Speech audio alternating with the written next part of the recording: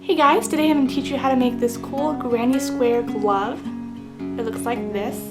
And what you're going to need are 3 colors of worsted weight yarn and a 5.0 millimeter crochet hook. The first thing we're going to do is to make 4 granny squares. So let me show you how to make the granny square.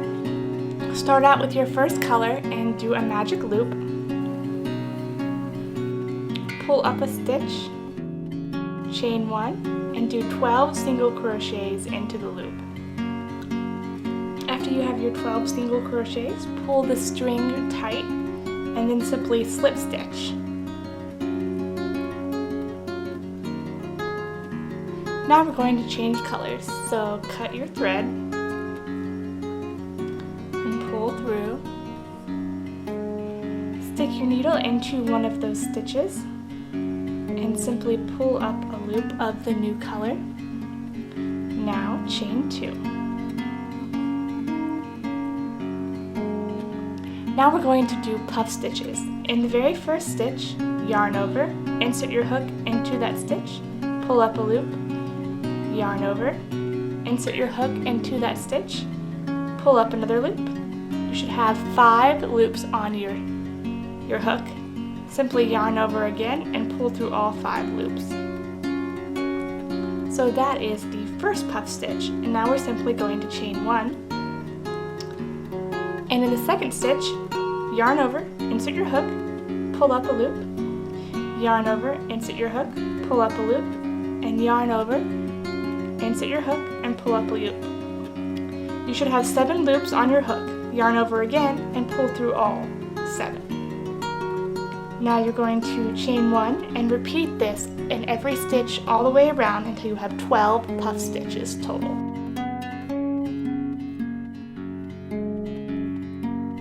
Now after you have your 12th puff stitch, all you're going to do is slip stitch into the top of your chain 2. Now once again we're going to switch colors, so go ahead and cut your yarn and pull through. In one of those chain 1 spaces between your puff stitch, insert your hook and pull up your new color. Chain 1 and single crochet into the same space where you just pulled up that hook. Now chain 3 and single crochet into that next chain 1 space in between your puff stitches. And we're going to simply repeat this all the way around. So chain 3 and then single crochet into the chain 1 space between your puff stitches.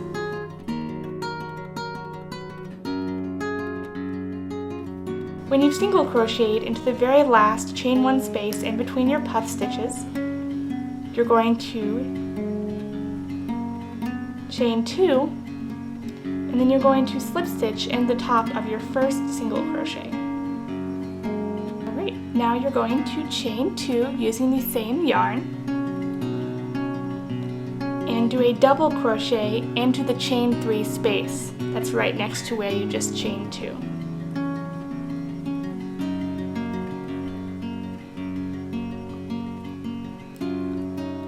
Now chain 2.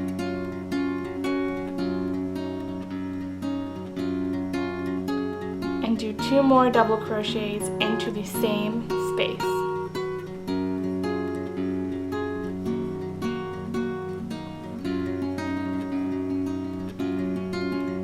Now you're going to chain 2 again and do a half double crochet into the top of that next chain 3 space.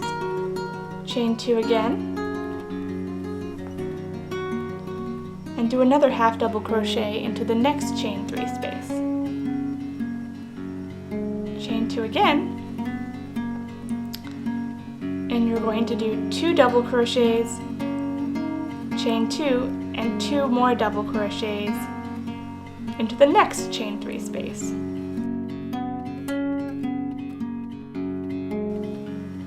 And then we're simply going to repeat this pattern all the way around.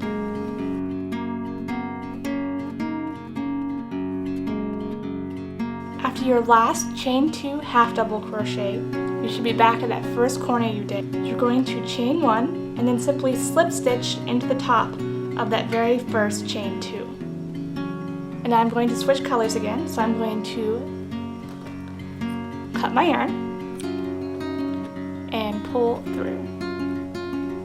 Now I'm ready for the very last row. I'm going to repeat this middle color right here.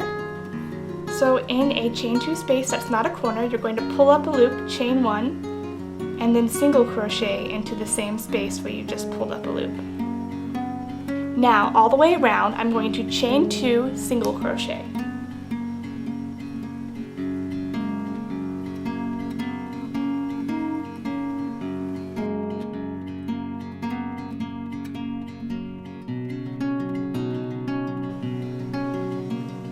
When you get back to the beginning, you're simply going to chain 2 and then slip stitch from the top of your single crochet, that first single crochet stitch. And once again, cut your yarn and pull through. Alright, well that is your granny square, and you're going to need 4 of them. And now I'm going to show you how to put them together. Alright guys, now that we have both of our squares, we're going to bind them together. You're going to put right sides together, and now I'm simply going to take my yarn needle and some yarn and weave this end and this end together.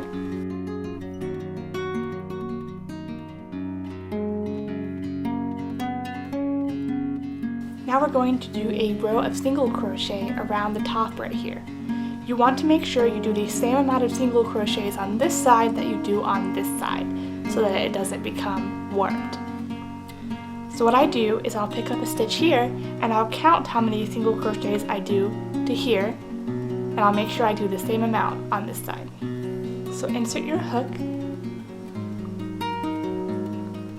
pull up a stitch, and chain 1, then simply single crochet. So I did 16 single crochets on this side, and now I'm going to do 16 again on this side. Alright, now find that chain 1 from the previous round and do a slip stitch in.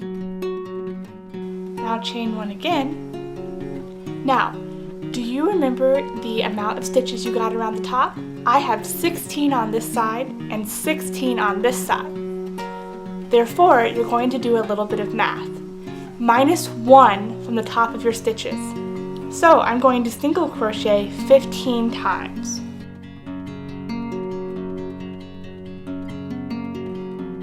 What I'm going to do in this very last stitch is single crochet twice into the very same stitch. So 1, 2.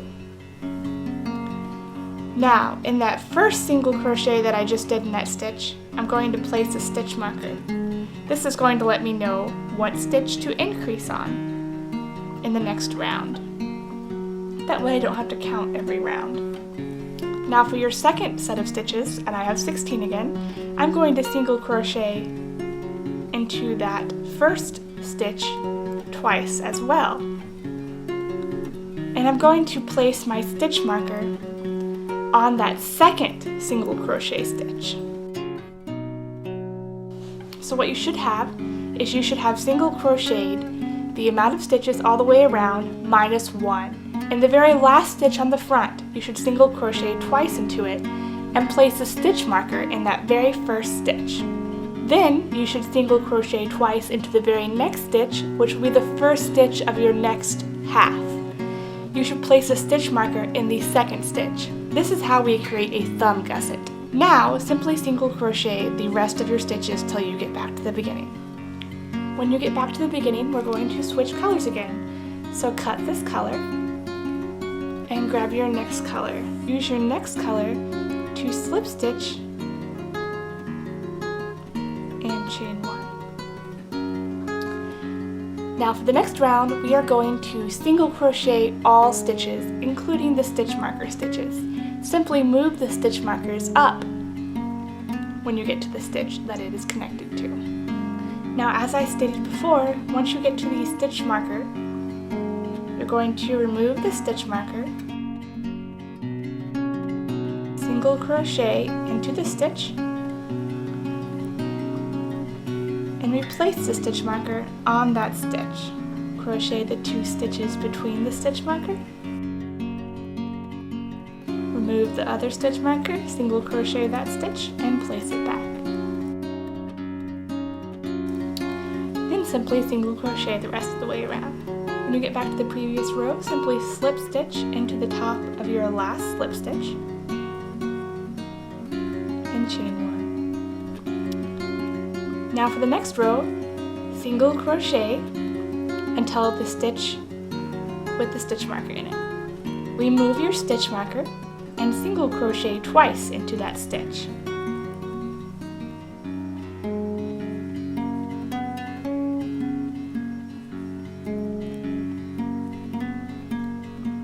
Place the stitch marker back in that very first single crochet you did in that stitch. Now single crochet to the next stitch marker. Remove this stitch marker and single crochet twice into this stitch again. You're going to place this stitch marker back into that very last single crochet. Now simply single crochet the rest of the stitches. Now we're going to repeat these same 2 rows that we just did. We're going to do those 2 rows 3 more times. So as you can see, we've done this color right here and this color. So we're going to end up with 2 more rows of this color, 2 more rows of this color, and 2 more rows of this color. So simply repeat these 2 rows 3 more times. So you've repeated that row 3 times. We're going to switch our colors again, so go ahead and cut your yarn. Use your next color to slip stitch. And go ahead and single crochet to your first marker. At your first marker, you're going to slide the marker off, and you no longer have to use it, so just set it aside. And go ahead and single crochet into that first stitch. Now, turn your work until you find your next marker. You can go ahead and remove that marker. And now you're going to single crochet from this stitch into this one. And pull it tight. You should have a thumb hole right here now. Now simply single crochet all the way back around till the end. Once you get back at the beginning, simply slip stitch and chain 1. And now we're going to do another row of just single crochets all the way around this portion. We're no longer going to be crocheting on the thumb. We're going to repeat these 2 rows 2 more times.